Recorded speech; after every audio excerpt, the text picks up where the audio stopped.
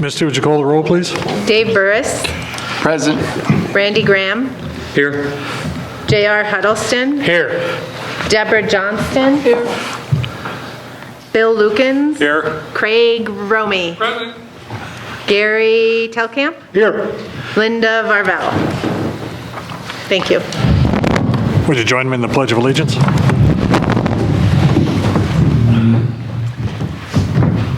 I pledge allegiance to the flag of the United States of America and to the republic for which it stands, one nation, under God, indivisible, with liberty and justice for all.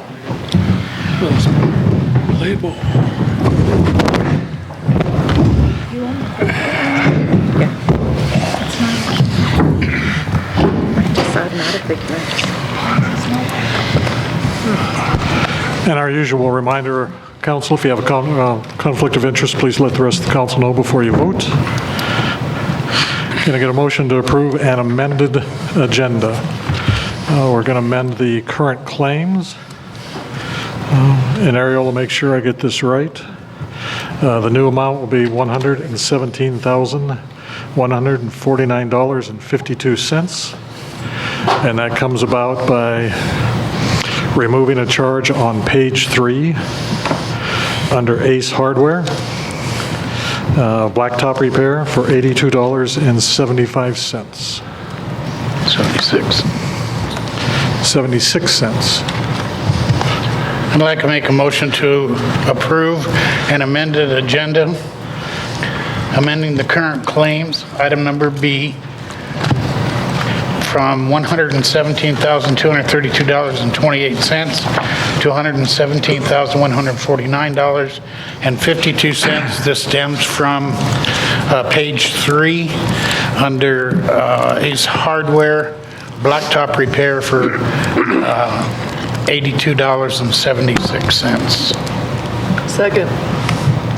Discussion. All in favor? Aye. Opposed? The motion passes. Can I get a motion to approve the minutes from the November 17th council meeting? I'll make a motion to approve the minutes from the November 17th council meeting. Second. Discussion. Gary. Thank you. All in favor? Aye. Opposed? The motion passes. Can I get a motion to approve the bills in between? I'll make a motion to approve bills in between for $117,149. Nope. I'm sorry. Bills in between for $108,111.98. Second. All right, that's it. Glasses are gone. Discussion? All in favor? Aye. Opposed? The motion passes. And can you get a motion to approve JR's current claims? How about I try this again? Make a motion to approve the current claims, $117,149.52. Second. Discussion? All in favor? Aye. Opposed? The motion passes. I'm going to get a motion to approve the Wells Fargo credit card claims. I'll make a motion to approve the Wells Fargo credit card claims of $5,633.06. Second. Discussion? All in favor? Aye.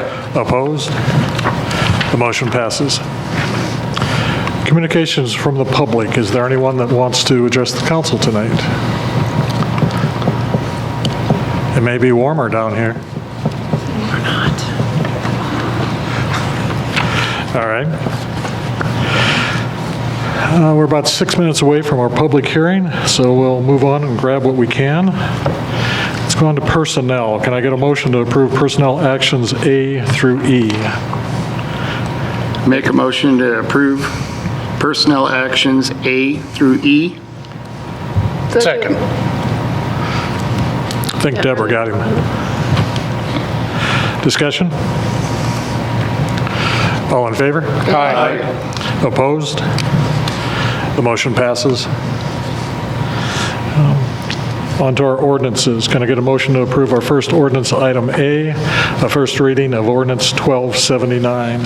Make a motion to approve the first reading of ordinance 1279 supplemental appropriation ordinance. Second. Discussion? All in favor? Aye. Okay. Thank you. It's been a while. We'll try this again. Misty, would you call the roll, please? Craig Romy, Yes. J.R. Huddleston. Yes. Gary Telkamp. Yes. Bill Lukens. Yes. Deborah Johnston. Yes. Dave Burris. Yes. Randy Graham. Yes. Thank you. The motion passes. On to our second ordinance, item B. Can I get a motion to approve the first reading of ordinance 1280? Make a motion to approve the first reading of ordinance 1280, revising Title 11, Business Regulations, Chapter 111, Alcoholic Beverages, and adding paragraph 111.11, additional license fee for video lottery machines on licensed premises. Second. Discussion. JR, Gary, I believe you folks discussed this in admin finance. Do you have any comments, any recommendations? No, but I want to defer to Misty to give us all the information since my retention is not doing so well tonight. It was unanimous at admin finance that this should have been done a long time ago and had not. And so we're just trying to get back up to what a lot of the other communities are already doing that we haven't been. This is not going to generate a lot of revenue, but it is going to generate some. So we feel it was necessary and unanimously recommended it come forward to council. Yeah, let me just add on, that's where this needed to be vetted and discussed, was in admin and finance, and that's what we did. And so it wasn't just dumb thought discussion. Right. Misty? I would only add that there's a statute that allows municipalities to impose the annual license fee, and statute also sets the up to license fee amount at $50 for each video lottery machine. It's part of alcoholic beverage licensing that we can attach this. I'm not sure why we never did. And I would agree, I think we estimated around $3,000 of additional revenue that might be generated from this fee, but we would like to add it to our ordinance. Thank you. Anyone else? Misty, would you call the roll, please? Randy Graham, Yes. Craig Romy, Yes. Gary Telkamp, Yes. J.R. Huddleston. Yes. Dave Burris, Yes. Bill Lukens. Yes. Deborah Johnston. Yes. Thank you. The motion passes. We've got about a minute and a half to get through here, and we'll go back to our public hearing.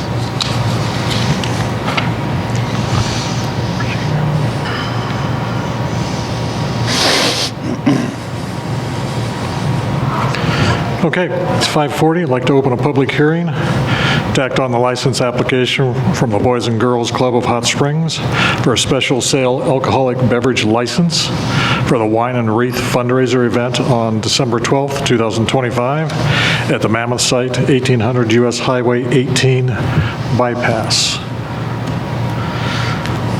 Is there anyone here that would like to speak to that from the Boys and Girls Club? Yes, Come on down.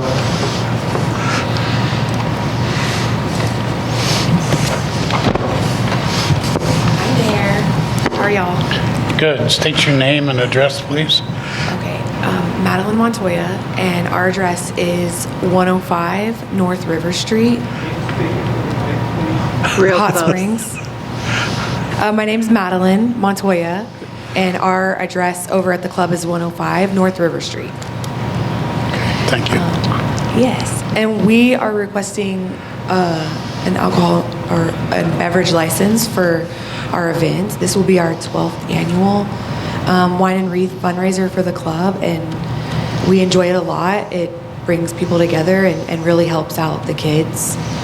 This is my second year doing it, and it's a lot of fun. The whole community, most of the community gets involved and makes wreaths or gets a ticket and joins in on the fun. We have lots of games and prizes, and I'm really excited.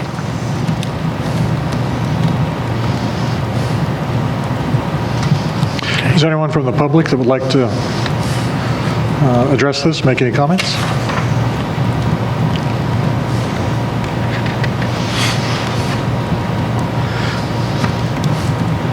Robert Paul, 1327 Schofield Street.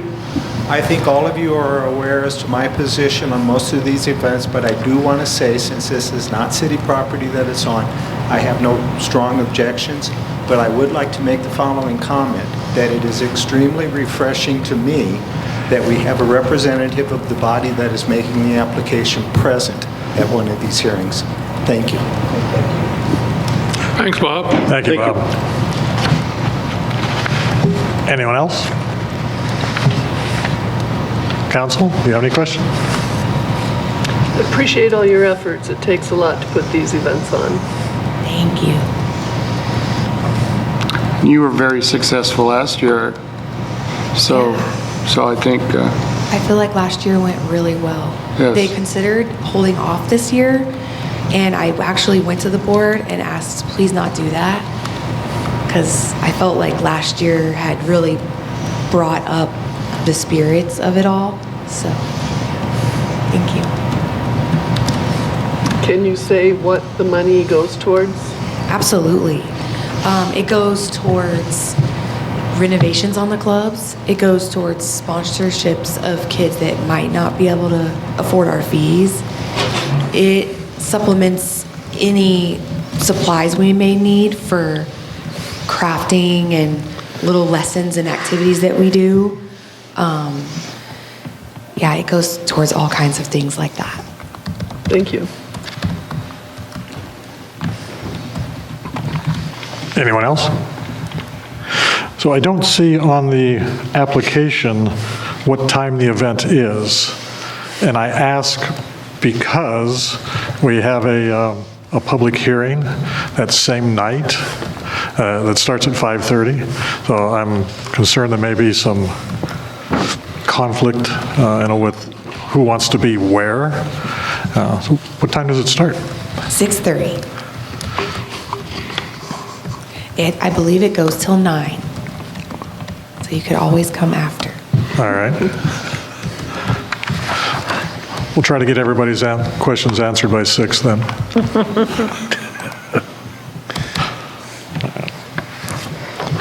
Thank you very much. Thank you Thanks all so very much. much. Thank you. Let's go ahead and close the public hearing at 5:45.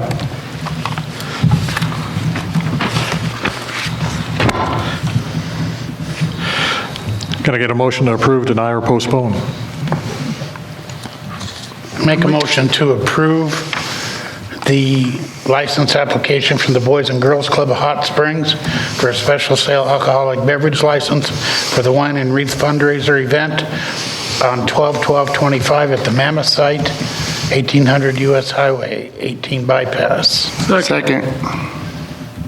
Craig. Discussion? All in favor? Aye. Opposed? The motion passes. And I wish you the best of luck and a good night. Thank you.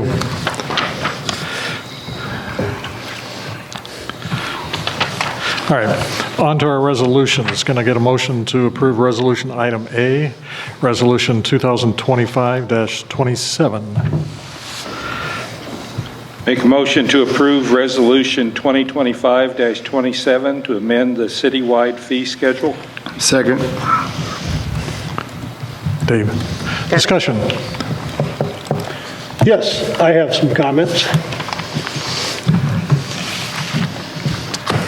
This resolution 2025-27, I think I first saw this Wednesday afternoon, and then we had Thursday for Thanksgiving and Friday, Saturday, and Sunday. And I had some concerns here. The first part, where we're talking about the video lottery license, that was discussed at admin and finance, vetted, agreed upon, and recommended. The rest of these items here, going down, I never saw them. I never saw them as a council person.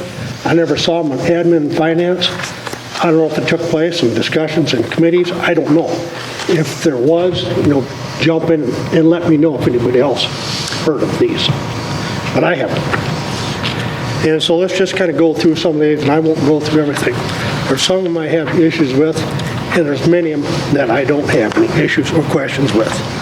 Let's start out with Class A2 contractor. If you want to turn to that page, if everybody have that, the men in wide city fee schedule, what I'm looking at. In 2024, we're at $200. In 25, we went to $225. 26, $300. Class A contractor license went from 100 to 125 to 175 proposed. Class B contractors, 50, 75, and 125 as proposed. Class C, 35, 60, 100. Trenching contractors license, 50, 75, 100. Trenching permit, 25, 50, 75. Excavation, 25, 50, 75. Excavation permit, this is based on square footage, 50, 100, 150. And then jumping down, site development permit, 2024 is $500. 2025, we went to $1,000, and it's proposed $1,250 for 2026. Like I said, a lot of the other stuff, I can understand, I get it, I don't have an issue with it, but the ones that I just mentioned, along with some of the other ones too, I don't know what the origin of this is. I don't know who is coming up with these. I don't know what the basis is. Is it being discussed? Is it being vetted? Is this happening in the committee? I'm not aware of it. If it is, jump in and tell me. I should have been in the meeting. I'd know this if I would have been there. Gary, I'll be happy to share on the contractor licensing and the permits. Okay. For several years, probably a decade, those didn't change. Okay. We did start increasing them with our new building inspector / code enforcement officer. He recommended all of these changes to us based on other communities and what they charge and what we should be charging for these fees. So these recommendations came directly from that department for the increases for this year. They didn't raise all of the fees, but these fees specifically were identified. And that department is one person? Well, yes. Okay, so that's the origin. Okay. And part of this was discussed in Public Works in our last meeting for contractors' increase Specifically. on surety bond. Yeah, our discussion at Public Works was about the surety bond, not the cost of the license. Right. So that would require an ordinance revision. Right, which will be coming. I mean, that went from 1,000 to 10,000. Yes. These That's the plan. These are huge jumps. Well, you can But see- in line with what similar charges are in other communities and still on the low side. And just to share, the others also came either through committees or from department heads or were already written into ordinances for auto increases or contracts. So like the solid waste contract has an annual increase.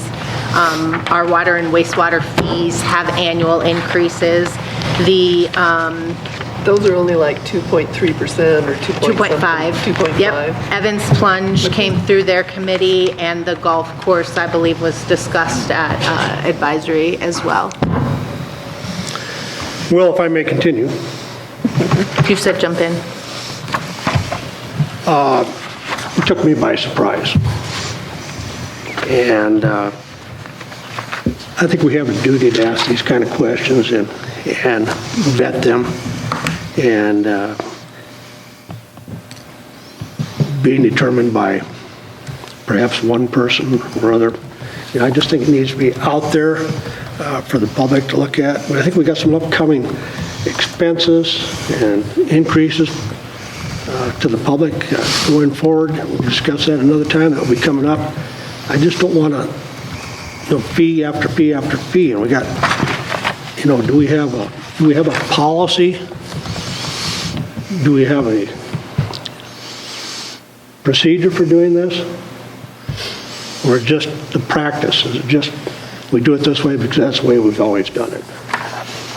And so, that having been said, and last year at this time, I thought these should be line item, and I understand how cumbersome that can be.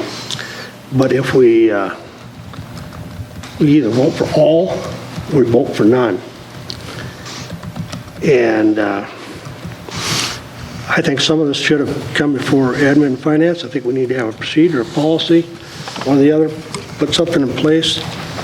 And so I just wanted to let you know that I'm going to be, in good conscience, I don't think I can vote for yes on this.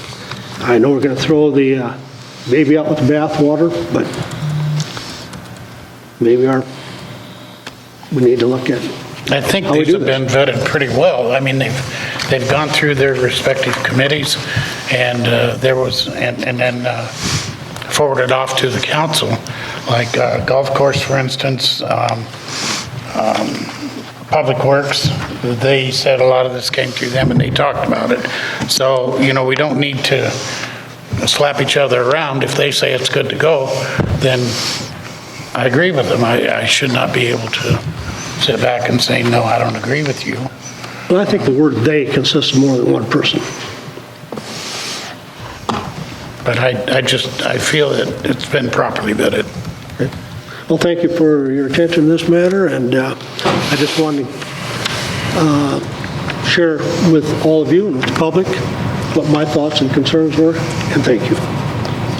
Let me just add one thing, is at one point, I do agree with Gary that this hit me, and there were some of them I understood because they are driven by ordinance. I could look at some of the things like the grave openings and say, okay, if we're doing it, that looks like that's based on salary increases, and so it all made sense to me. I appreciate Misty and Ariel's explanation of the permits is, okay, Wesley's doing it, he's checked around.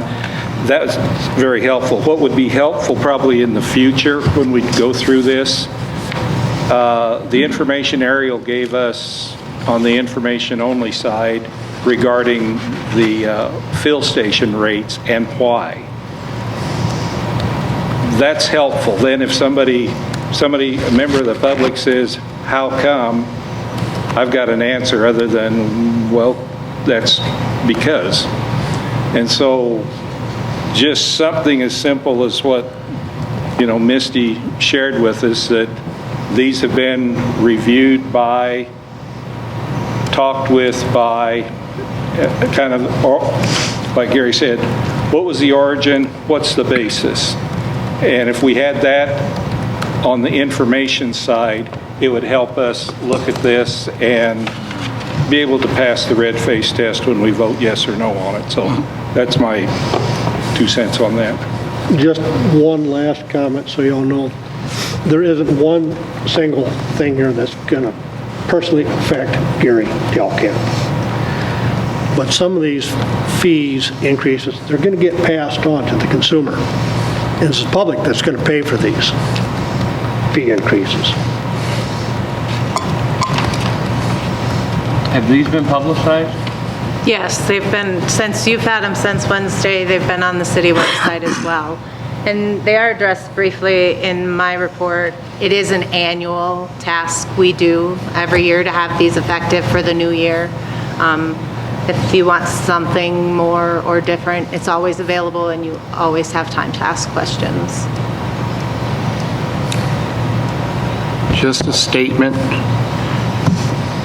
I've been doing this for 16, going on 18 years. And in the past, we have let things go and kicked the can down the road because we just didn't want to attack one thing at a time. And then when it comes back and bites us that we're barely pushing even, that's when we review it. I'd rather see us get in front of what our costs are and be stable than opposed to trying to catch up where we should be, making excuses why we didn't do it 2 and 3 years ago. So with that being said, everybody knows that everything is expensive right now, but the expense doesn't change. So if we don't keep up with our expenses and keep up with what is a standard charge, then we're just hurting ourselves. Do I like it? No. Does anybody that's going to be impacted by it? They're not going to like it.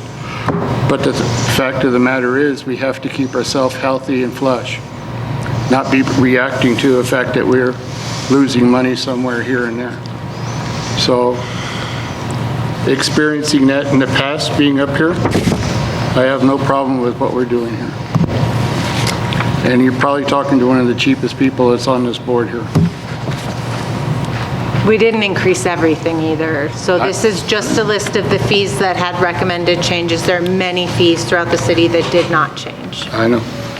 I would kind of like to see small studies done, both the Evans Plunge golf course, to give us an idea if these price increases are affecting the memberships, or how many people we're losing because the prices are getting out of their range.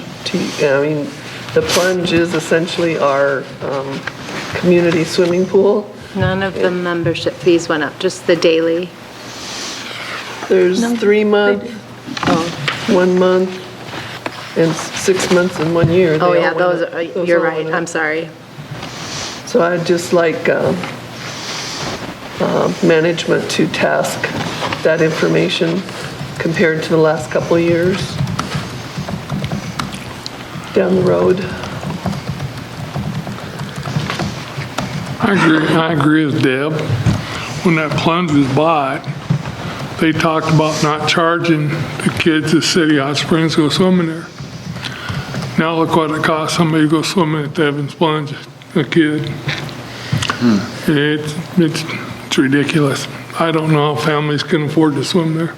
I believe this is the first time they've been raised since we bought the Plunge. And you can still get punch cards at the same rate, which we expect our locals to not pay the daily charge typically, is what was discussed with the facility director. They are working to still have specials and provide punch passes and memberships that are affordable to our community. They did keep that in mind. I can agree with that. I think we just need to have a discussion. I'm not necessarily opposed to anything here, but I don't know, because I wasn't party to any discussions. Anyone else? Gary had mentioned last year that he talked a little bit about it, a line item vote on these. Not sure if that's practical or not. That's for council to decide, but what I'm hearing is that you feel the process could be a little more informative than what it has been. The department heads took a look at each one of their departments and assessed where they felt the fees needed to be. I've taken a little bit different look at these fees with the wastewater treatment plant in front of us. For me, especially the Evans Plunge and the golf course, and I'll speak to the golf course a little bit also. But there's potentially a significant increase to the wastewater fees if council moves forward with seeking funding for the wastewater treatment plant. And that's a necessity. Everybody needs the wastewater treatment plant. To a much greater degree, the golf course and Evans Plunge are recreational. So I can't, in good conscience, not advocate for raising rates to help pay for the services that we provide. When it comes to the golf course, Craig and Dave, you may remember this, back in December of 2014, the city spent $18,000 to do a master plan study for the golf course. And it's a pretty comprehensive document. And out of that document came some recommendations about the costs associated with taking care of the golf course, replacing some of the parts of it that were failing.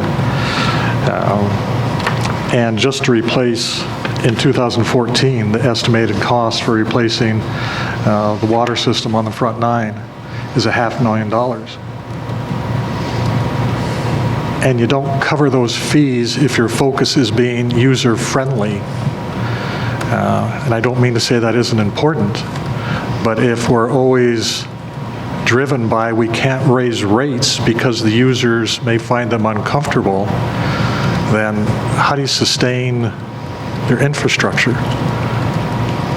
How do you upkeep the golf course? How do you upkeep Evans Plunge and everything that needs to be done there? So I recognize that these are significant increases. The golf course is probably the biggest when you look at it percentage-wise. But each of the department heads looked around to other communities to try to figure out what are they charging, what would be the right rate for us. When I talked with Jill, I think to Deborah's point, as far as looking at are we going to be losing anybody, I asked Jill to track very closely if she can. Are we losing out-of-town folks because they're looking at what they could play golf for in Rapid or Spearfish or wherever else, and they're going to stay up there rather than come into Hot Springs? So we recognize that data is important. We're going to try to collect it for you and make it available. But again, when we're looking at the potential impact for infrastructure that we have to have, and then to not raise some rates on our other departments, to Dave's point, I don't think we're doing our due diligence and looking 5, 10, 15 years down the road if we don't incrementally raise some of these rates. So, that's my take on why the golf course in particular raised. We did the same thing with Evans Plunge, taking a look at it and saying they need to raise. We need to increase the rates if we're going to sustain those facilities. Do we have any of the data that they used to find out this information? Where they went and where they looked at other prices for other Evans Plunges or? So for you tonight? Other golf courses? For you tonight, no. Can we get it retroactively? Yes. That won't change your vote tonight. Should have had it.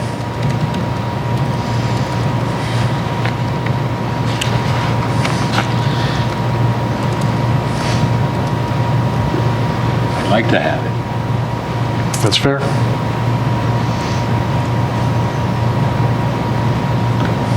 Anyone else? Anyone else?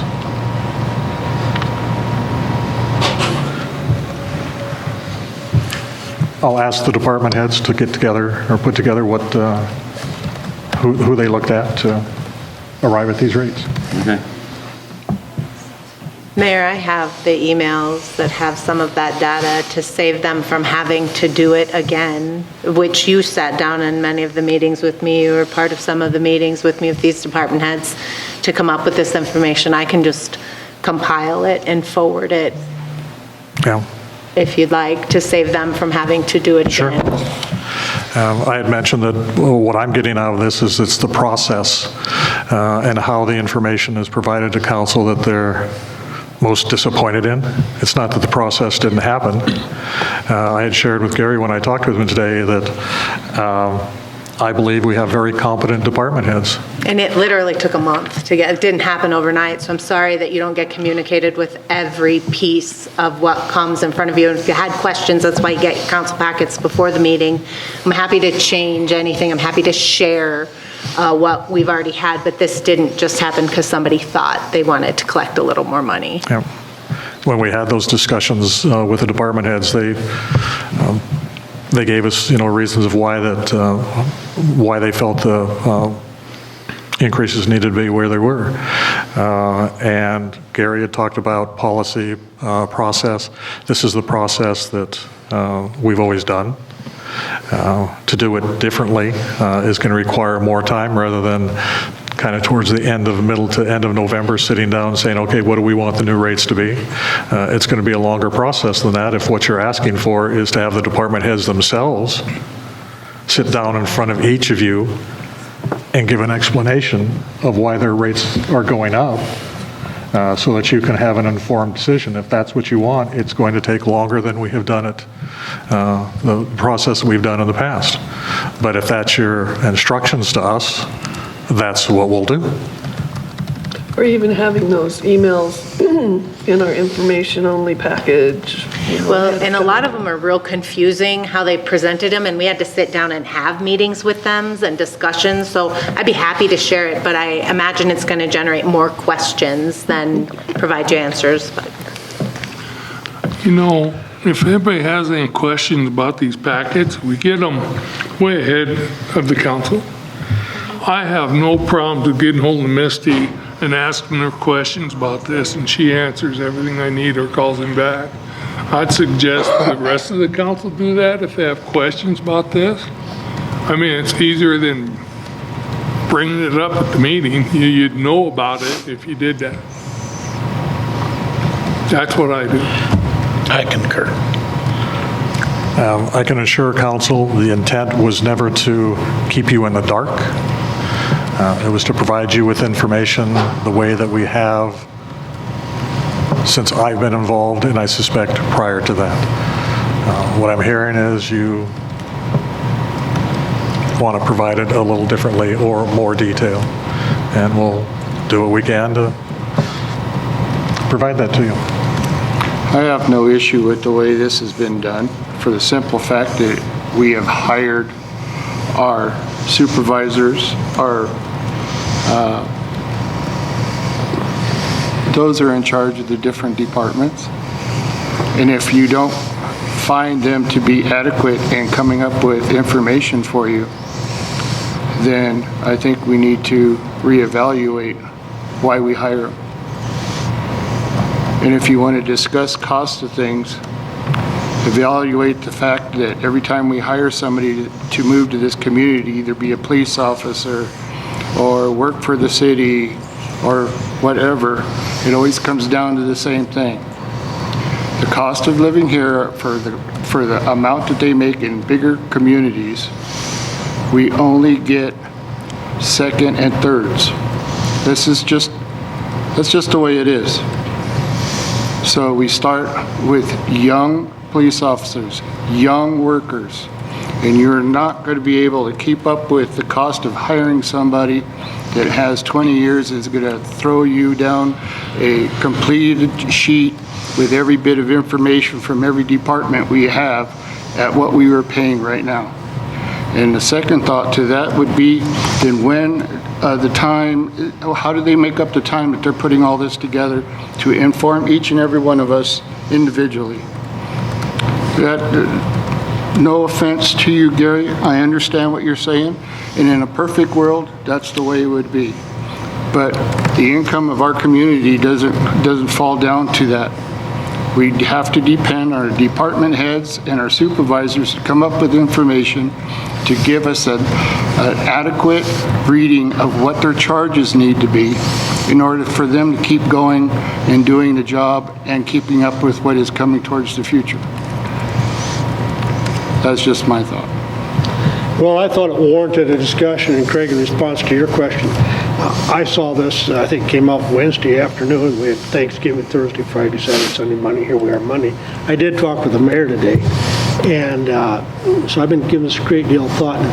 And yeah, process. We need to have a process. Do we need to make it a policy or a procedure? And, you know, what the downfall is, or what has happened here, is where it slipped through the cracks. In my mind is perhaps lack of communication and understanding how this process is working. And I just wanted to let you know how I'm going to vote and why I'm doing it. I think you all deserve that. I think the public deserves that. I agree with you on that. So that's the purpose of the whole thing. Many of the stuff I agree with, the golf course and Evans Plunge and all that. I'm not disagreeing with everything. There's just some issues as to, I think I'm looking to try to improve things. We don't need to make this cumbersome. We just need to have some more communication and discuss this so that people like me, and perhaps the public out there, don't have questions like I have right now. Thank you. Anyone else? Randy, I feel like there's something you want to say. Well, it's just, this is really biting me bad that the plunge is going to go from a yearly membership for me from $300 to $400, over $400. It's over $100 increase. That's, I don't see it. I mean, I don't.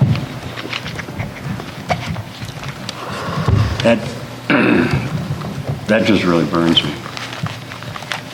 And for all the other people, there's some significant increases for families and There are like 30% increases on a lot of it. what was that? It's like 30% increases on a lot of those. That was a good one. All right, anyone else? Misty, would you call the roll, please? Dave Burris, Yes. Craig Romey, Yes. Bill Lukens, Yes. Deborah Johnston, Yes. J.R. Huddleston, Yes. Randy Graham, No. Gary Telkamp. No. You have 5 yeses and 2 nos. All right, the motion passes. On to our second resolution. Can I get a motion on resolution item B, resolution 2025-31? Make a motion to approve Resolution 2025-31, declaring support and adoption of the Fall River County Natural Hazard Mitigation and Community Wildfire Protection Plan 2025. Second. Discussion. Dar, are you and Gary here to answer questions? Is there anything you want to add to it? Or? If anybody has a question, we'll certainly deal with it here. So you're the subject matter experts then? That's what I hear. I just want to say, as a process, I've been through, I think, 3 of these updates of this plan now, and this one, I thought, I've seen more involvement. It was more systems driven. We just got done talking about processes and systems. This one, Black Hills Council of Local Governments, I think, did a really good job of guiding the county and all the participants through a really good process. Want to extend a thanks to all the city staff. They did a great job of reviewing, catching small things that just make the final product look and be much, much better. So Ariel, Misty, thank you for all the work that I think Mary and Barb and whoever else looked at the plan. And Dara, I just want to say thanks to you and Gary. We had a lot of good meetings, a lot of good participation, and like I say, the best one I've been involved in. And it's more than just one, so it's Anyone else? Couple things. How does it get updated? And I ask because you'll be updating it?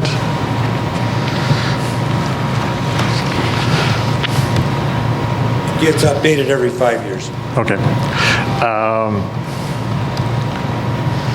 Functionally, I imagine it's not important, but the first page of it refers to it as a draft. And as soon as you guys are first, you win. And it goes to the county on Thursday. We go to Edgemont tomorrow night. And once everybody signs off on that, the draft will go away and you'll get the final copy. Okay, so then as we're talking about edits, just as a reminder then, on page 6. I already went through these two school teachers over here. I mean, I find I'm often repeating what they've already said, but they haven't mentioned what they found, so. Okay. Just the Hot Springs council members and everything need to be updated on that one. And then the other one. At the time of the draft, that was current, but now things are changing. So, and I highlighted planning team members, William Lukens, City of Hot Springs council member. Thank you, Bill. I know I sat in with on a number of meetings with you, and I know you spent a lot of time on this, so thank you. I appreciate that. My pleasure. And then, curious item. On page 12, table 3.3 shows all recorded events that impacted Fall River County. This one puzzled me. I'd have to look. It's not a quiz, no. Good, it's a study. It's September, and August and September is the incident period of 2005. And Hurricane Katrina evacuation impacted Fall River County. Heck of a wind. No, I'd have to go look at that. The only thing that would have impacted us was so much of the funding that was come towards Fall River County went to Katrina. Okay. All right. And I think. And with that being said, if anybody's got a guess as to where this federal funding is going to go now, you should go buy a lottery ticket. So. Yeah. It's quite the document. It was a challenge hanging on and getting through all 207 pages and feeling like I really understood what I just got done reading. But as Bill said, thank you to you and Gary for hanging in there and getting this in front of us. Okay, thank you. Thank you. Anyone else? All in favor? Aye. Opposed? The motion passes. On to our new business. Our first new business, item A, is discussion only, and it's the wastewater treatment plant. Council, we've been talking with you and the public for several months now about the wastewater treatment plant public hearing. The new date is December 12th, 5:30, here at the Mueller Center.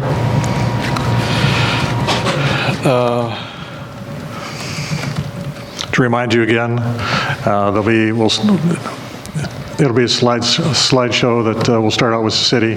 We'll give you kind of a 10,000-foot overview of why we're having the meeting, and I want to thank Ariel again. Those slideshows, she put those together with Misty's help, but she did a bang-up job in getting that information out there. So it'll be the city first, to go through a number of slides. Then after that, it will be AE2S. It'll be Mike Saunders and Jim Jones will talk about their process, how they arrived at the recommendation that they did. After that, it'll be Jennifer Sietsma with Black Hills Council of Local Governments that will talk to you and the public about funding. After those, then we'll open up questions to the council. for you to ask any questions you may have of those individuals. And then after that, we'll open it up to the public. Want to give as much time as we can to the public to ask any questions that they may have. And as we're talking about the public, I appreciate Ariel reminding me that we've done a good job of letting citizens of Hot Springs, in a sense, know about the meeting and didn't specifically address all the residents along Fall River. I recognize that there's going to be a lot of concern from those folks because that's where the plan talks about the effluent going. So thank you, Ariel, for identifying that and preparing the letters to individually notify the folks out there and give them an invitation to come down and be a part of the process and ask any questions they have. So I appreciate that. Any questions on the public hearing? Do we need to have a quorum notice on that, or? It's going to be a meeting. It's gonna be a special regular meeting? It's a special meeting of the council. Okay. It has to be for the grant. The public hearings are required for the grant applications. Yeah. I just didn't put the two dates together. And I think it was the last meeting that I dropped the bombshell on you that there's actually 2 public hearings. The second one will be focused on Jennifer with Black Hills Council of Local Governments. There's another part of the funding, not necessarily specific to the wastewater treatment plant, but in addition to it that she'll talk about. And then after that, there'll be an agenda item for council to vote on whether you want to move forward with the funding request. So that will need to happen on the 12th. So there'll be 3 items for you. 3 items on the agenda. And then the following council meeting on the 15th, the minutes of that December 12th meeting will have to be approved. We've also talked about the fact that moving forward with the funding request does not obligate you or the city to accept any funding. It just starts the process, the formal process of asking to be considered for funding and what kind of funding that might be. Once the state identifies if we're eligible for any and what it is, then there's still an opportunity, there's still an off-road for you folks to say, no, that's too much, we can't afford that, we can't make that happen. But the application needs to be in January 1st, so to give the Black Hills Council local government folks a chance to process all the necessary papers and everything to get it ready for submission on the 1st. Council, you have to decide whether you want that funding request to move forward.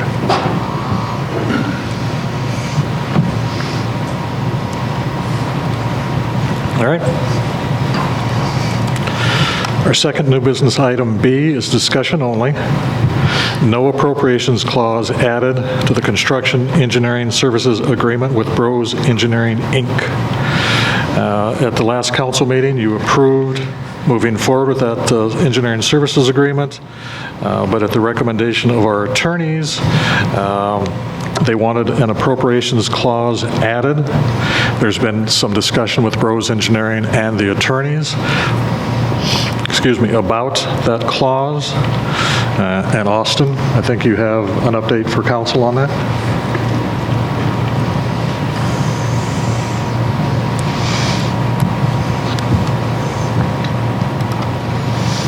Yes, Council. So last meeting, I mentioned that I'd like to have an appropriations clause. Basically, when we're going over one fiscal year to the next, we should make sure that we have that to basically say that the pending city funds.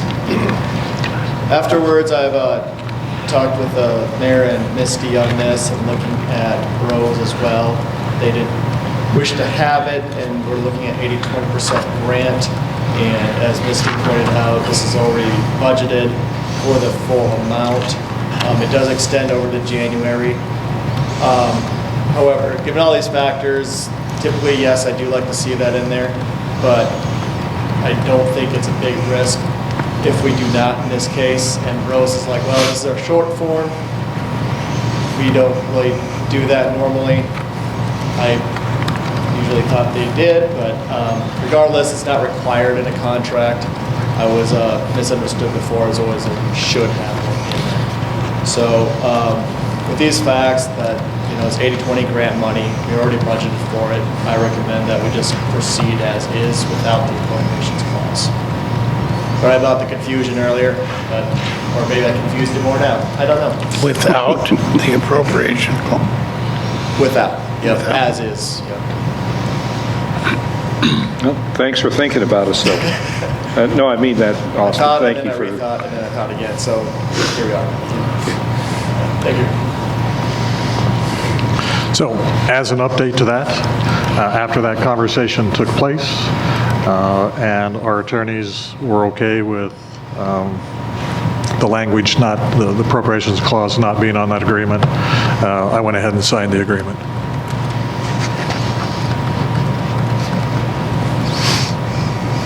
Any questions? New business item C, can I get a motion to approve and authorize the mayor to sign agreement with Heavy Contractors, Inc.? I make a motion to approve and authorize the mayor to sign agreement with Heavy Contractors, Inc. for the Minnetonka Bridge structure replacement and approach grading project for a total cost of $1,399,679.69. Second. Did you say 69 or 59? 69 cents. Thought you said 59. Discussion? Do they go by the name of Heavy Contractors or is it Heavy Constructors? It says contractors on the agreement. It says what on the agreement? Contractors. Constructors. Constructors. Agreement, it says constructors. Oh. We'll just change it to constructors. I thought we copied it right off the agreement.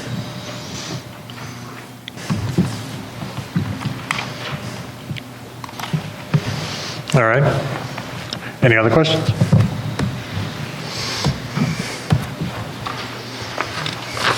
All in favor? Aye. Opposed? The motion passes. New business item D, can I get a motion to accept grant award number 224-BJAG-04? Make a motion to accept grant award number 2024-BJAG-04 and authorize Police Chief Ross Norton to sign the sub-recipient agreement between the City of Hot Springs Police Department and the State of South Dakota Department of Public Safety for the Edward Birney Memorial Justice Assistance Grant Program Award of $19,076.20 to upgrade 10 portable radios, antennas, batteries, speaker mics, chargers, and setup programming. Second. Discussion? All in favor? Aye. Opposed? The motion passes. Can I get a motion on new business item E, a plat of Jalapeno Tract and Wetzel Tract? I make a motion to approve the plat of the Jalapeno Tract and Wetzel Tract located in the southeast quarter, southeast quarter of section 23 and the northwest quarter, southwest quarter, southwest 1/4 of section 24, Township 7 South, Range 5E, BHM, City of Hot Springs, Fall River County, South Dakota, formerly Tract M, Tract MH-1, less Tract A, and Tract MH-2. Second. This was discussed in planning and zoning, and it's where Jalapenos Restaurant is, and they essentially want the property line to be moved further to the east so that they can enlarge the parking area in the lower east part of the building. And planning and zoning agreed that it was okay. Now, is that, it says there's section lines, is that a street that's supposed to go through there, or are they just two section lines?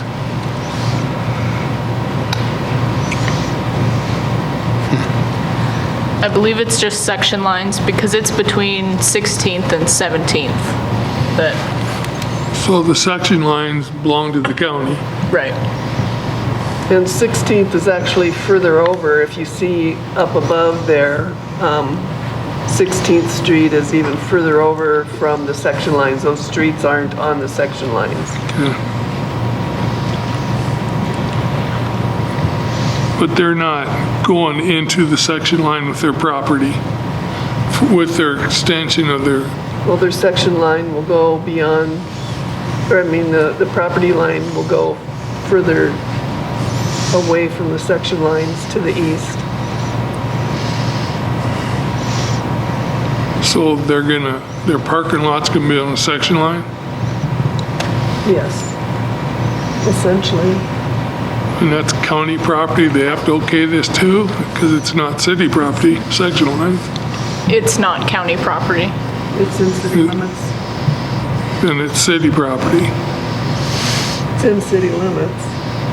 It's Wetzel property at this point. But the section lines don't belong to people, they belong to the city or the county.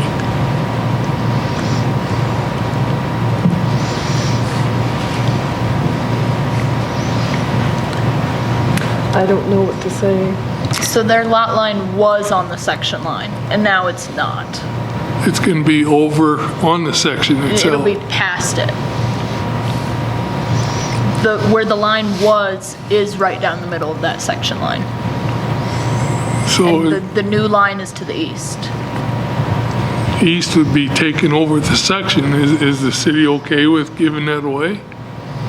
It's not our property. Section lines don't belong to individuals. Just like out in the county. There's section lines out in the county that belongs to the county.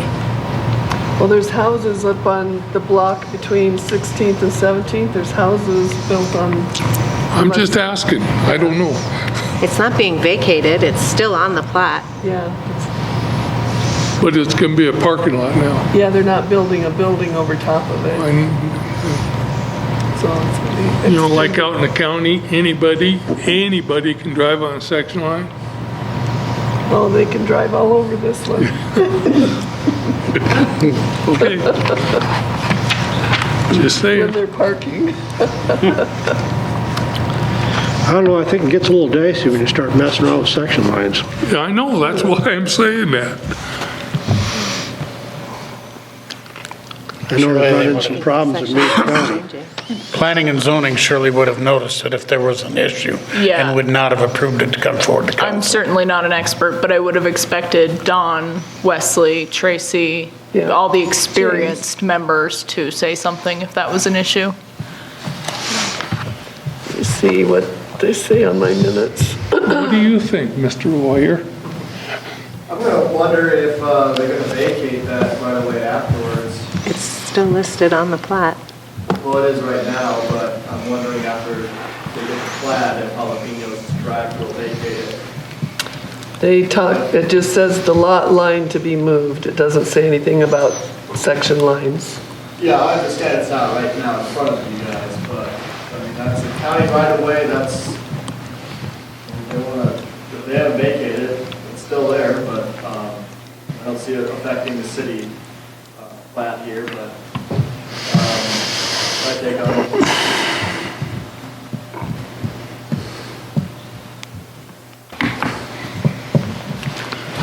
I think we ought to research that a little bit more before we vote on it myself. If it was a problem though, would we not also have an issue with all the houses between Catholic and 17th and 16th? If they That would go have through looked at there? it back in the day when they did all that, yeah, probably.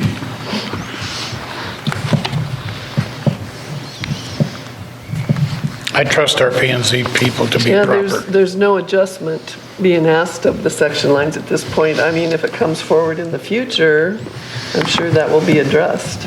But at this point, it's just the lot line being moved over. And it's gonna be a parking lot. So there's access to the section lines. It's not gonna be built over or vacated at this point. But And- that is something to keep in mind going forward in the future if it comes up. With the terrain, I don't think you could just drive on this section line anyway.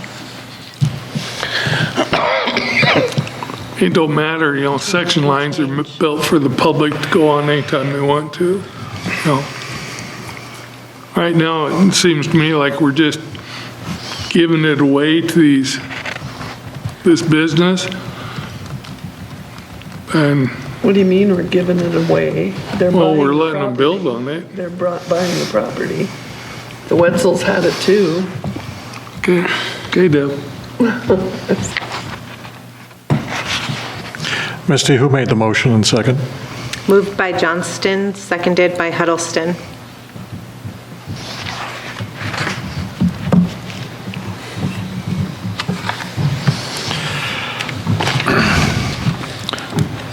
Craig, you had mentioned that you feel like there's more information that you need to have before you're comfortable voting on this? Yeah, I won't vote on it. Not at this point, I'd have to vote no, because I don't believe that we can authorize that to be any parking lot or anything. Myself, and I think Don would have known that. And I think that's what Deborah is saying, is that P&Z is comfortable with this, or they wouldn't have recommended it. But to your point, the motion is to approve it, and Deborah would need to amend that if you want to postpone this to the next council meeting. I am leaving my motion in place. I have a question for our attorney. If we approve this and later on we find out we didn't have authority to do this, who's the liability on? Deborah? Do you want me to call Don? I'm not doing the microphone. Liability's on Deborah. He's in South Carolina. So basically, the default is there's section lines, as Craig was saying, out in the county and whatnot. You know, there might not be roads, it might just be a fence line, but there's still technically a section line right of way. So if someone plants corn in there, they can drive right through it. Don't do that. Okay, so with cities, when rights of way, like the county lines, come in, typically what happens is they're vacated as they get developed, so they just don't exist anymore, right? So we don't have these square grids anymore. It's more attributed to the terrain and however the lots are lined up. So here, you know, the right-of-way does not go away. It was always there, as we can see. Area, you said the former line was on the section line? Right through the middle, yeah. Right through the middle, so it's not affecting it. I see the city having authority to do this. I don't know what the county will say. Maybe they don't like that. Maybe they're like, no, you go and vacate the right-of-way before you do this. Without looking into this further, I don't see anything that prohibits the city from doing this. Like I mentioned, I think maybe they would look at vacating it, you know, down the road here, or maybe after this is approved, the local owners, but that's up to them. Theoretically, down the road, whatever, a year, 20, I don't care. They've invested in blacktop, leveling it, and all this, and the county comes back and says no. Who's liable for that, for the reimbursement of the cost? I don't see the city being liable. Okay, Whether it's that's been what the I need to county know. and the local owner footing with those costs, I just don't see the city. But just because it's more of a debate here, or it's a little bit more talking, if you want, we can look into it further, circle back with our P&Z people and just double check. I'm not opposed to that, but that's your guys' call. My question is basically for myself. I don't want to vote on something that later on down the road comes and bites the city for $50,000 worth of pavement. Fair, I don't see a legal argument for that against the city, but again, if it makes you feel comfortable, we can just double check it as well. Never hurts to know for sure. That's always my opinion. Thank you. Yeah, anything else? Anyone else? So the motion in front of you is to approve a plat of the Jalapeno Tract and Wetzel Tract located at the coordinates that Deborah had read. Misty, would you call the roll? Dave Burris, No. Only on the fact that I would like to have a little bit more information. Gary Telkamp, No. Bill Lukens, No. Craig Romy, No. Randy Graham, No. J.R. Huddleston. Yes. Deborah Johnston. Yes. You have 5 noes and 2 yeses. The motion fails. Let's see, next meeting, will P and Z meet before our next council meeting? No, they'll meet after it. So the next opportunity for this to be in front of council would be the first meeting of 2026. Yep. All right. New business item F. Can I get a motion to approve a plat of Lot 3R and 25R of the replat of Valley View?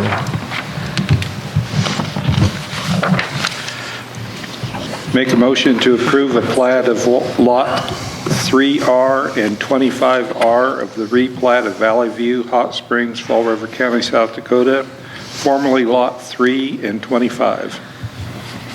Second. Is this that section of land that we put the sprinkler system and stuff right in there? Is that, No, this is behind the, I couldn't quite figure out where it's at on that little map they gave us. I think you're looking at a different one, Craig, when you're talking Valley about View. that, where we put the irrigation. This is off of Valley View. this is behind Oiliphant's tea house and that greenhouse. It's the street behind that we discussed that. It's at the end of it. There's a house, garage, and then a big pole barn thing. He Okay. wants to revise the lot line to go between those two. Okay. Yeah, And the P and Z recommended approving it. I understand it now better.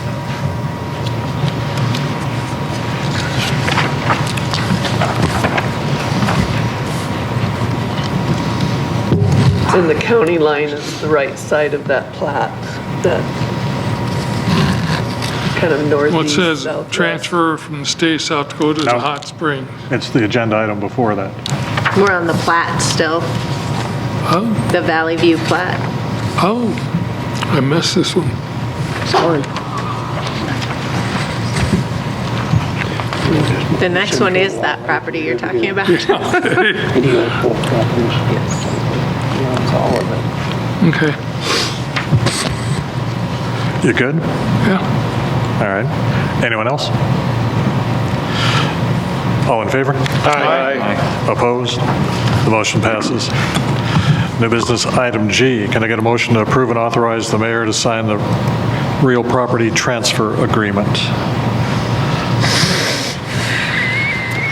I'll make a motion to approve, and authorize the mayor to sign the real property transfer agreement with the state of South Dakota for Lot H2 in Lot 9 and Outlot 9A in Block 5 of original town of Hot Springs, Fall River County, South Dakota, and Lot H2 in Lot 10, Outlot 10A, Lot 11, Outlot 11A, and Lot 12, and Outlot 12A in the Block 18 of Petty's addition to Hot Springs, Fall River County, South Dakota. Second. So what this is just cleaning up the lot lines and who owns what in the new revised intersection across from Lynn's Dakota Mart. Who seconded that? I'm sorry. Okay, thank you. Craig? Craig, Craig? It was Craig.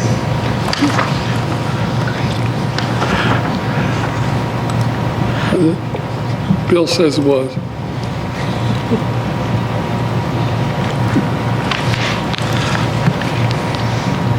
Any questions? Sounds like that's to our benefit. All in favor? Aye. Opposed? The motion passes.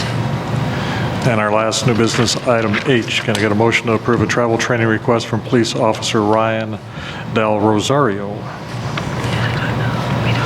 Make a motion to approve a travel training request from Police Officer Ryan Del Rosario to attend the 13-week law enforcement training in Pierce, South Dakota from 11/23/25 to 3/3/26. Second. Discussion? I'm sorry, I missed again the second. Dave. Thank you.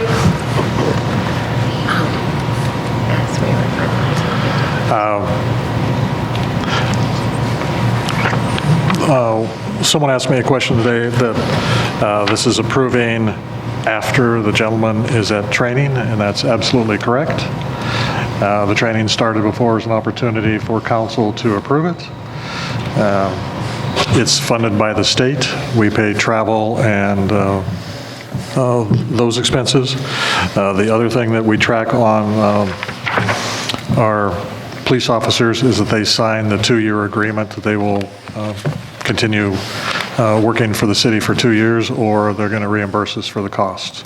And Misty said that that has been signed.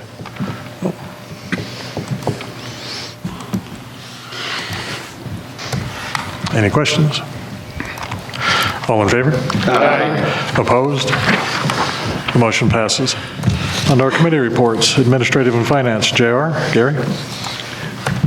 Admin Finance, next meeting will be Monday at 1 PM here in the Mueller Civic Center. All are welcome to attend. Thank you. Airport Planning Team. The Airport Planning Team and the Southern Hills Golf Course Advisory Committee, neither one of those are scheduled to meet. And I'll update council probably at the next council meeting what my plans are for those two committees. So we'll move beyond the Airport Planning Team. Custer Fall River Regional Waste Management, Gary or Craig? Gary can have it. Here, Gary. Okay, Treasurer's Report from September 1st to October 31st. Custer Fall River spent $193,909.24. We transferred from the FY money market $40,000. Paid out mileage and stuff, $827.78, for a total of $234,737.02. And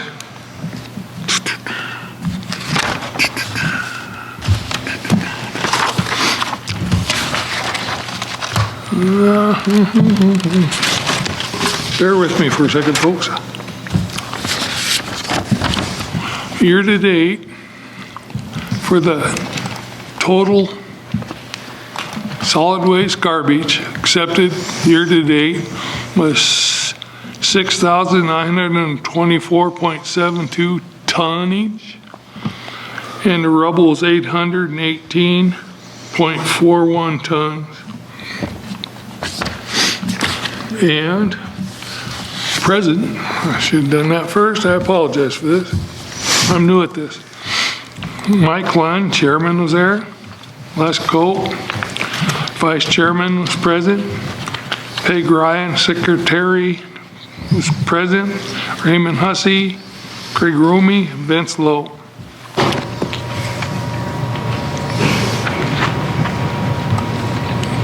I don't know when the next meeting is. Do you know, Misty? I do. Because it don't say on this. Next meeting, 12/11. No, we don't meet every month. Oh. We met in December. I think I got that from their, I think that's when we met this. No, we met in November. The minutes I pull up say January 8th at 6:30. thank you. That sounds closer. That'd be my guess. Won't guarantee it, January 8th. That's what we'll, At 6:30 next year. Any questions for Craig? And if anybody else wants to read any of this, I do give this to Misty every time we have a meeting. It's also on our website, under committee reports. Is that, Yep. is the new budget on their website? Our budget? No, the Custer for next year. Yeah, we just have a link to their website, so everything they post. So you don't want this? I don't need it. I don't want it. No offense, Mayor.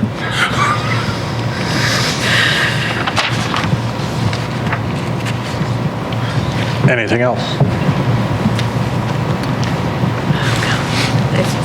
Craig, anything else? Oh, no, I'm sorry.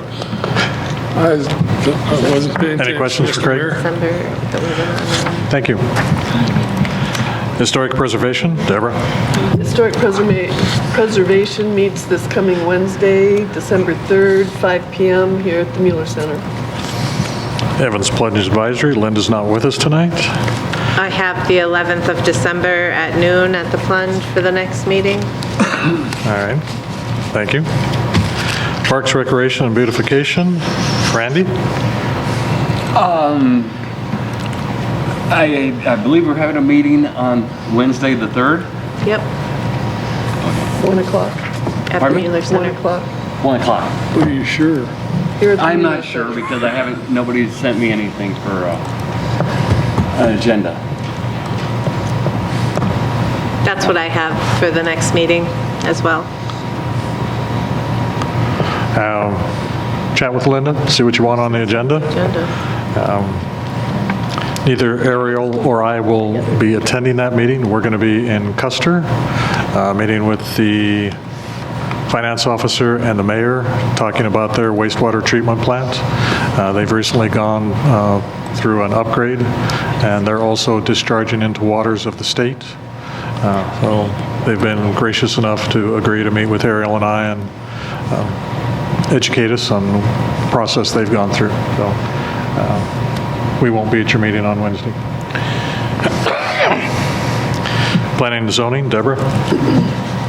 Planning and Zoning met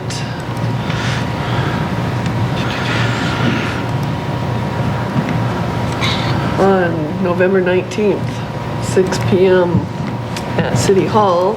Present were Don Olsted, James Forboard, Wayne Hageman, by phone, Jason Heidebrink and Christine Heidebrink. Staff present were Ariel Ellison, Tracy Bastian, Wes Foss, and myself. Public present was Wally Cottrell. And minutes were approved from the last meeting. New business, rezoning of 2411 Hero Avenue, Veterans Home property. This is the old building number 3, the men's building, the big brick building on the south side. It was sold a long time ago, and it's been sitting there waiting to be renovated into some sort of living quarters for rentals. It was recommended to not move forward after further discussion. Spot zoning is not an option. A 4-acre minimum is required for that, and it would require the Veterans Home involvement. Cost of certified letters, and the property owner to initiate that. So probably hear more about that in the coming future. Number 2, Lot 3R and Lot 25R, the replat of Valley View, Wally Cottrell. That was recommended to approve, and you guys approved that tonight. Number 3, lot line move for Jalapeno, and I won't go through that whole Mess. description of where it's at. And it was passed, but you guys didn't pass that tonight. Number 4, discussed removing the bypass label on US Highway 18 bypass to be US Highway 18 was approved. As you all know, in the past, University used to be Highway 18 coming down to the stoplight in town, the middle of town. And there was a swap or a buyout with the state for Hot Springs to take that on as a residential street, or a city street, I should say, for payment to help put the suspended sidewalk in place. And that then converted the bypass to the highway, so now it is no longer a bypass, it's the highway. And approved. And then under old business, naming of a road to access lots 1, 2, 3, 5, 6, and 10. Confirmed new name to be Gatlin Avenue. And this is the gravelled road between the 2 storage units down by the Mossett's, the west side car wash and storage units, because there is a property at the far end of those storage units that needs access. And there was a platted road, but it kind of got just built into the storage unit. So in order to allow people, if that land should sell, they need access, and now there is a street named Gatlin Avenue, Gatlinburg Avenue. And then number 2, further discussion on city utilities without easements. There was no resolution. The meeting was adjourned at 6:56 p.m. and the next one will be the 17th, Wednesday, 6 p.m. at City Hall. Any questions for Deborah? So where's the street located at if there's storage units on the original The street? storage unit uses Gatlinburg Avenue, essentially. Goes right in between them. It goes right in between those 2 rows of, Is there enough room for a street to go through if somebody builds there?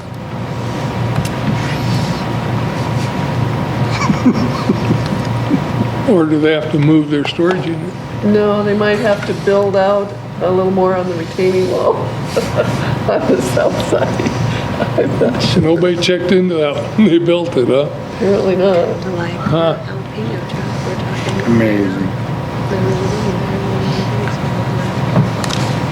And they need to remove the big pile that's blocking the end off to that side if someone would want to use it. There's a big pile of dirt that Mossett's has put there over time. I'll be darned. So nobody really wants to buy that because there's no access to it except to people's using the storage units, you have to drive around. Anyone else? You're not very nice. Thank you. I want to back up to parks for just a minute. Randy, at the last parks meeting, we were talking about the new fence along the softball field, and the issue had been raised that the softball field needed to be extended, and there was discussion about whether doing that ran into the right-of-way for the road.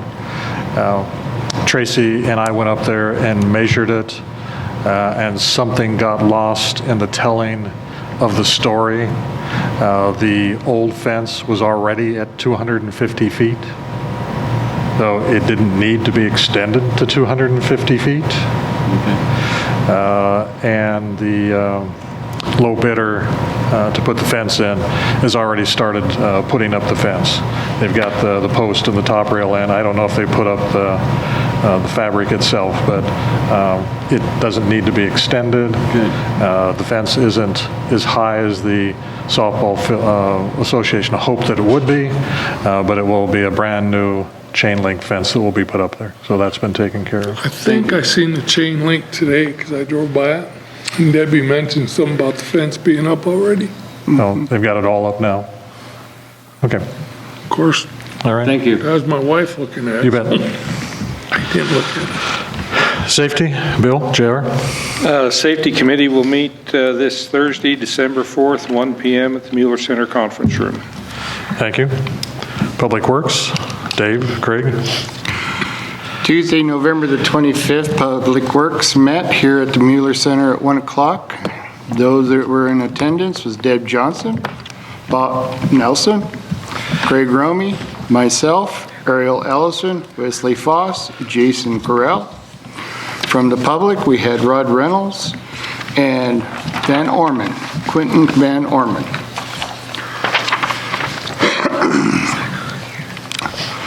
First topic was Quentin Van Orman's sewer problem, which after halfway through the whole discussion, he referred us to turn it into insurance.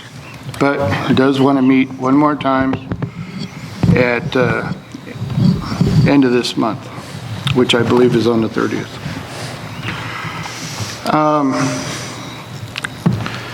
That was from public comments. Old business update on fire hydrant maintenance and flow testing is going on, and no major malfunctions or problems have surfaced at this time. But during this discussion was brought up by the public about water flow. So Tracy was going to make sure that all that's been done already did have a water flow test. New business, water fill station proposed increase from 25 cents per 50 gallons to 25 cents for 25 gallons. The committee supports that, and I do believe that was part of some of the stuff that's passed earlier in the meeting. Number 2 was a surety bond for contractors ordinance revision. It's at $1,000, was presently at that time at $1,000, and is proposed to be an increase to $10,000. The committee supports this for the simple fact that everything is so expensive. $1,000 does not repair anything, really. If you tear up our streets, take out a man, hole cover, anything like that. So this is a surety bond so that if there was any malfunction on the job or malice during the job, that we will be refunded for anything that needs to be repaired. New business. Well, that was it for the new business. Staff reports. Public Works Director told us about the fence going up, as we just spoke of, the changing of some and repair of some sprinkler heads on the sprinkler system. Code enforcement, we overlooked a little bit, but we did get into actually discussing some of the stuff that was brought up as far as the dumpster for cleanup on, how would I put this nicely? People's property that can't do it themselves. Yeah, basically under nuisance law. And so we discussed that. And more information will be coming our way to community cleanup. And that was pretty much the end of that. We did have, which I already brought up, the increase on the waters, but I did want to read out some of the information for boosting the price at the fill station. And I'm reading, this is from Ariel Allison, which is good information, and I appreciate her putting this together. After consideration of upcoming project conversations with our water foreman, research into surrounding market rates and historical cost, I'd like to recommend we raise the water fill station rates from 25 cents for 50 gallons to 25 cents for 25 gallons. This translates from 5 cents a gallon, yes, half of a cent per gallon, to 1 cent per gallon, excuse me.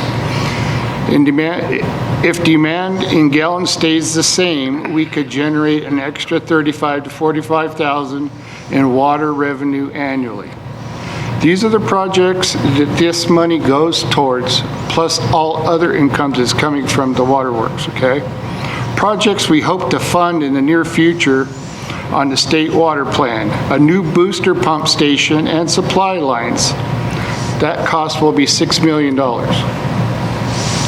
Replace approximately 7,200 feet of mains. That's $3.5 million. 1.2 million gallon storage tank and distribution lines, that's $4.7 million. Upgrade flow capacity at Evans Pump Station, $2 million. When we discuss raising our rates, these are the things that we have to keep in consideration. We have future costs, so the committee highly recommends that we move forward with these. And the last committee report we have came from Deb Johnston, and this is just a little information on our community garden. For 2025 growing season, the Hot Springs Community Garden had a total of 43 garden beds, rented to 24 gardeners. The season opened April 1st and closed October 31st. We have 3 gardeners who have been at the garden since open in 2022. Another 6 have been with us for 3 years. A few others have left and come back each year, adding to new names and faces to the community garden. Just keeps on growing. Now, the current needs, I'm going to jump down to the current needs. Currently, the gardeners are in need of directors of the Board of Managing Committee members. You don't have to be a gardener. We need folks with managing, organizational, and accounting and PR skills. We are looking for people who want to have a positive community impact now and the future generations. I highly recommend that anybody that has spare time, possibly any of these skills, or even if you just like gardening and you're not a master gardener, I'm sure that they would love to have you part of their group. And I'm sorry, Deb, I just don't got it in my throat to read the whole thing. They did an awful lot this last year, and they've got a lot going forward with the new children's garden that's proposed for up by the library. They broke ground on that and have water put up into the area now. So they've done great things and are going to do more great things. So I'm very proud of them, and I'm glad to have that source in our community. Thank you, Deb. Our next meeting for Public Works will be here on the 30th of December at 1 p.m. on a Tuesday. Everybody's invited. Please come. Get involved in your community. That'd be it. Craig, want to add anything? A lot of the stuff Dave mentioned, like the new tank and everything, is stuff in our water project that the city put together for the expansion of like houses being built, the ones behind the hospital and up at the golf course and all around up there. We're going to need more water up there eventually. So a lot of that stems off of what the project is that Dave was reading that will have to happen eventually. So when we talk about costs in our community, we know it hurts. It hurts us. Most of us, we're not fully employed anymore. So we're living off what we have, and we understand what it's going to impact a lot of families. But the honesty of it is, if we don't keep up with taking care of ourselves, we can't go to the state or the federal government with our hand out when you're not even taking care of yourself. So unfortunately, these costs are things that we have to look at. I don't say that it's a great thing, but in order for our community to grow and to keep on thriving, we have to eat these things, even though they taste horrible, but it is for our future. So without these unfortunate costs that are coming our way, it is something that we really have to take seriously. With that, I'm done. Any questions for Dave or Craig? Yeah, thank you for the comments on the fire hydrants. I'm glad to see that we're moving forward on that. And we are moving forward, and they are actually getting more done per month than we actually set. So that's a good thing. They are keeping up with it, and they're moving forward. Good report.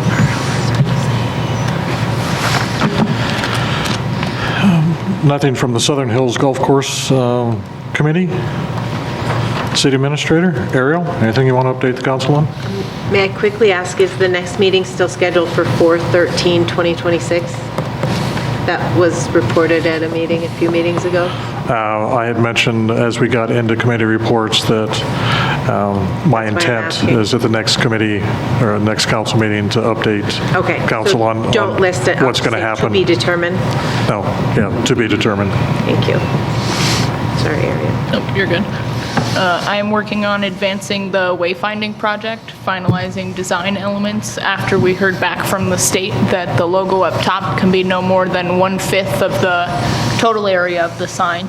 So we have switched from the splash logo to the top half of our round city logo with the flag and the mountain range. It looks much better, so we're getting ready to send that back to the state. I'm working with our building inspector and Public Works on updates to the contractor licensing ordinances, updating insurance requirements and outdated costs, doing a lot of organizing and coordinating within the office and trying to establish a schedule that works well for all of our evening meetings. And as always, you have my number and I'm here for questions.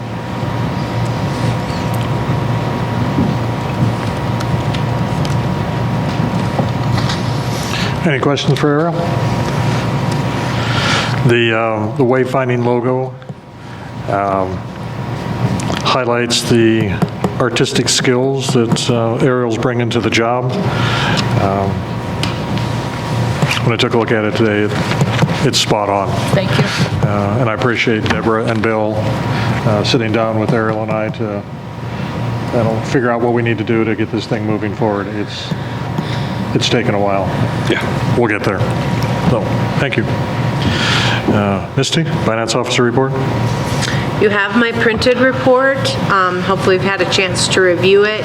One thing that's not on there that I thought of while the mayor was giving his update on the wastewater treatment facility plan special meeting, I wanted to give you notice about those minutes for that evening.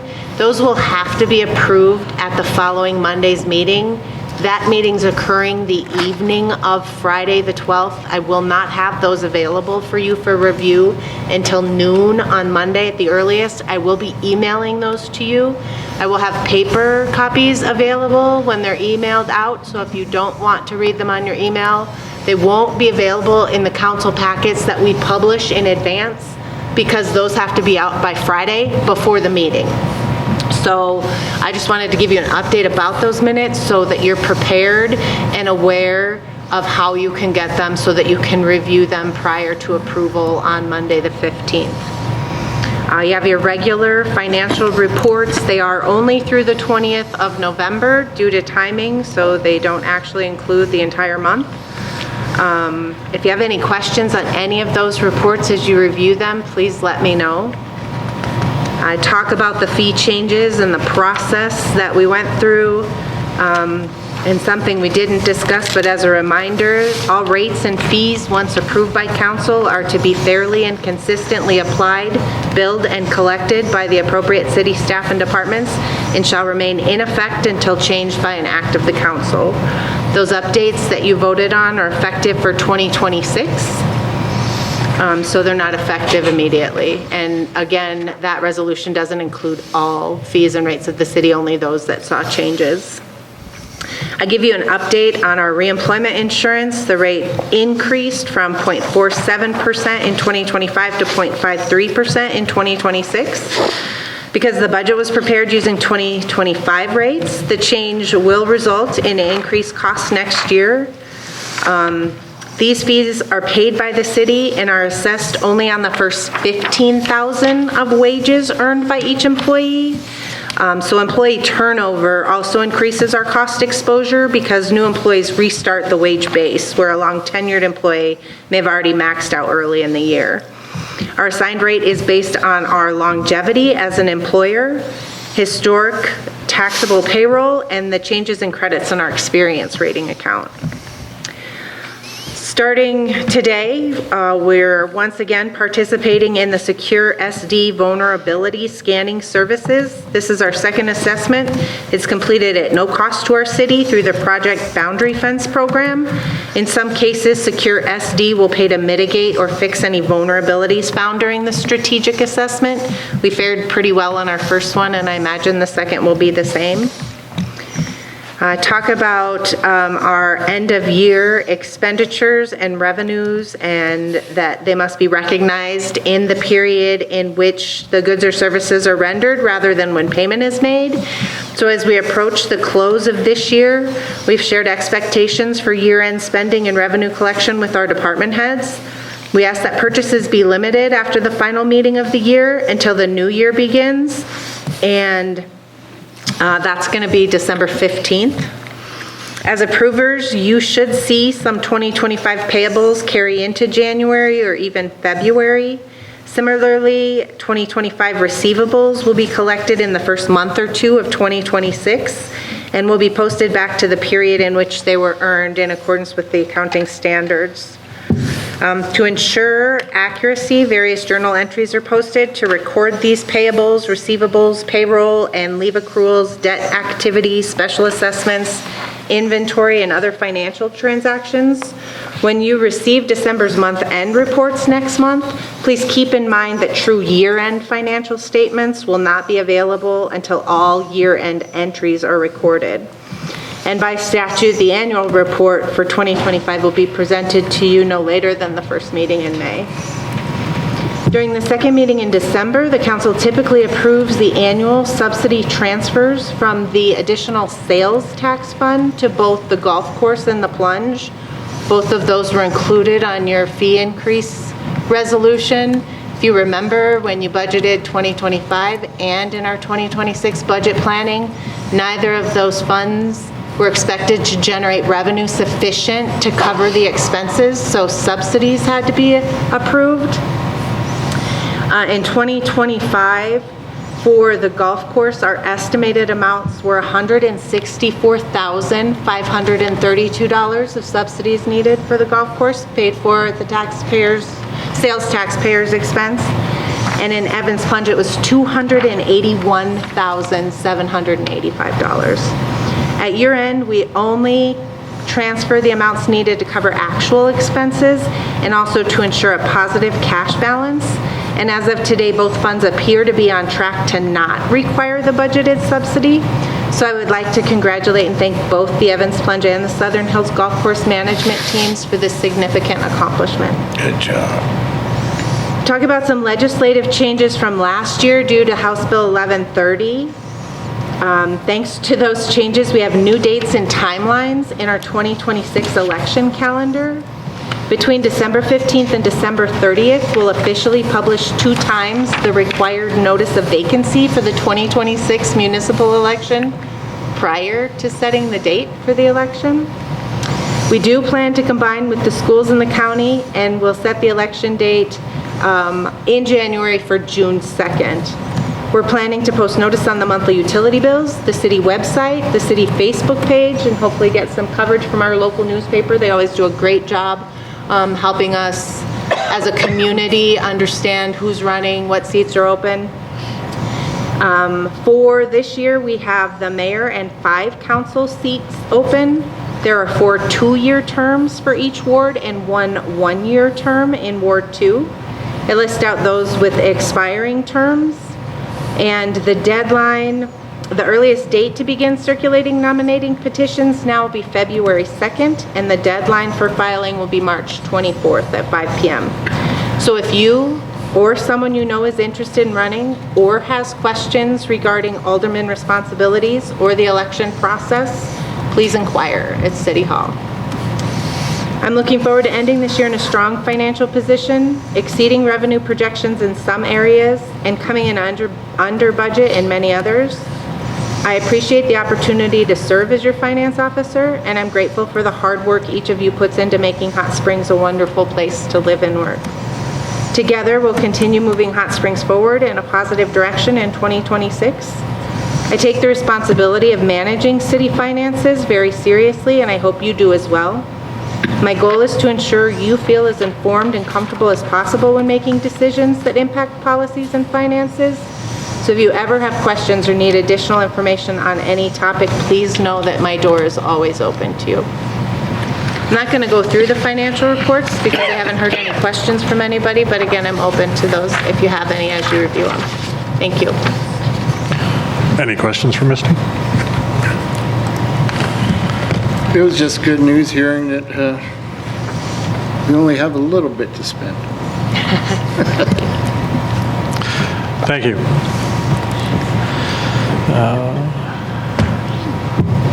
A couple things for you tonight. I want to acknowledge the Light Up Our Town committee group. They're made up of Christmas in the Hills members, members of the community, Keep Hot Springs Beautiful members, of course, the Hot Springs city personnel that put all that stuff up.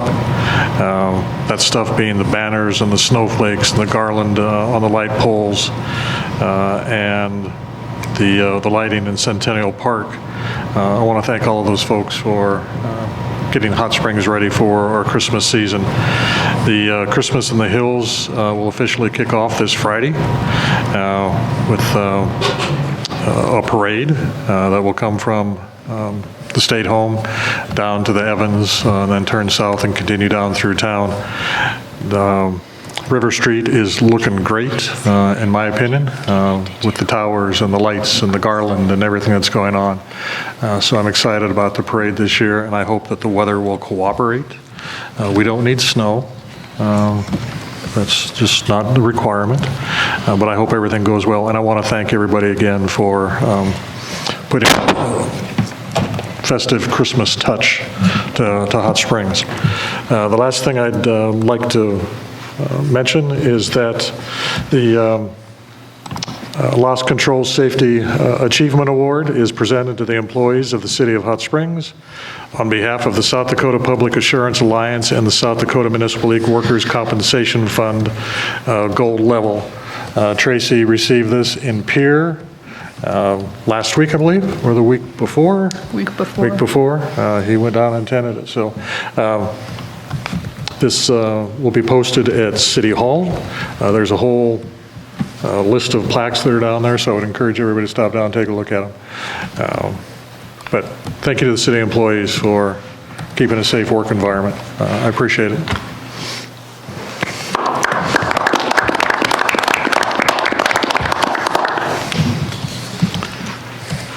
That's all I have. If you don't have anything for me. Make a motion, we adjourn. Second. Discussion? All in favor? Aye. Opposed? Motion passes. Have a good evening, everyone.